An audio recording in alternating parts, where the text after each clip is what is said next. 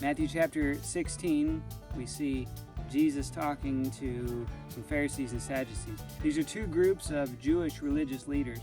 They ask him to give them a sign. They want to see a sign so that they can know for sure Jesus is who he says he is. Jesus replies to them, chapter 16, verse 2. You know the saying, red sky at night means fair weather tomorrow. A red sky in the morning means foul weather all day. You know how to interpret the weather signs, but you don't know how to interpret the signs of the times? And only an evil, adulterous generation would demand a miraculous sign. But the only sign I'll give you is the sign of the prophet Jonah. Then Jesus left them and went away. He says, you can tell the weather.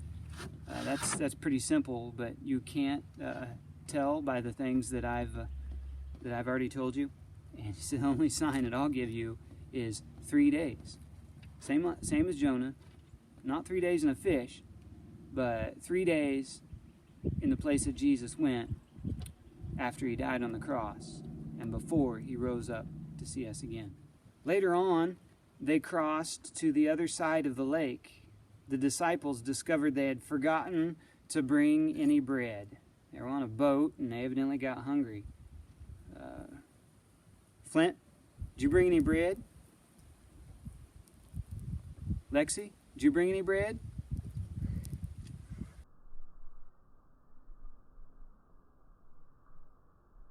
He says, watch out. Beware of the yeast of the Pharisees and the Sadducees. Beware of the yeast. As they began to argue with each other because they hadn't brought any bread, Jesus knew what they were saying. You have so little faith. Why are you arguing with each other about having no bread? Don't you understand even yet?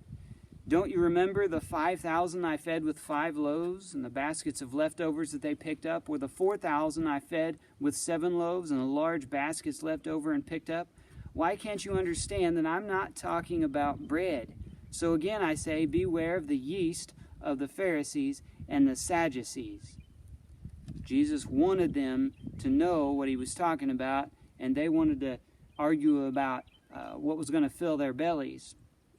Then at last, the disciples understood that he wasn't speaking about the yeast and the bread, but about the deceptive teaching of the Pharisees and the Sadducees. Deceptive teaching. Is there any of that going on now? See, we sometimes demand a sign. We want to know if something is true or not. But other times, we're fooled. We start to argue about silly things that distract us. And we're fooled by things that our governmental leaders might say, like the Pharisees and Sadducees. And Jesus says, watch out for that. Jesus tells his disciples not to be deceived by the Pharisees or the Sadducees. Now, we don't call them Pharisees or Sadducees these days, but I suppose there are those out there that try to deceive us. I mean, look at these lures. I've never seen anything quite like that in my creek, or this. But yet somehow, we put them on the end of a rod and we work them, and the fish, although never seeing anything like that before in their lives, they bite onto it. They think it's something good to eat, and we catch them. We're not to be deceived by these things, because there are people and entities out there trying to deceive us, to catch us. The devil being the one I'm talking about, and we're to be not only not deceived, but Jesus tells us to be disciple makers. So we are supposed to outfish the devil, outfish the world, be fishers of men. Didn't have very much luck at the creek yesterday. I wanted to catch a fish for this film, and doggone, the moon is full or something. Just didn't get a single bite. Everything seemed perfect. Sometimes that's the way it is. Everything seems perfect, but God has different plans.